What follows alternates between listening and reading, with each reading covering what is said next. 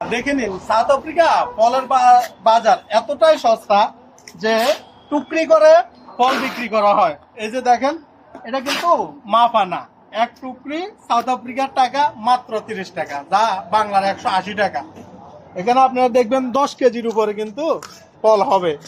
আর বাংলাদেশে 1 কেজি কিনতে গেলে আপনার প্রয়োজন হয় 350 থেকে 400 টাকা। তদ্রুপ এই যে দেখতে পাচ্ছেন, এখানে কিন্তু আপেলও বিক্রি করা হয়, এভাবে টুকরিতে করে বিক্রি করা হয়। বাংলাদেশে বলে বলে বলা হয় যে সাউথ আফ্রিকান আপেল। আর এটা কিন্তু একদম এত সুন্দর এবং ফ্রেশ, ফার্ম থেকে কিন্তু এই ফলগুলো আসে, যা আমরা এখান থেকে নিয়ে যাই। এটা কিন্তু আমাদের এক বাঙালি ভাইয়ের দোকান, হোলসেলার। এখানে আপনার বাংলাদেশি সকল শাকসবজি পাওয়া যায়, কলা থেকে শুরু করে টমেটো থেকে শুরু করে পেঁয়াজ, আলু সবকিছুই পাওয়া যায়। কিন্তু এটা হচ্ছে সাউথ আফ্রিকার কেপটাউন মিডলসল্যান্ড টাউন সেন্টার। এই হচ্ছে আসলে সাউথ আফ্রিকা। সাউথ আফ্রিকা কোনো কিছুরই কিন্তু অভাব নেই।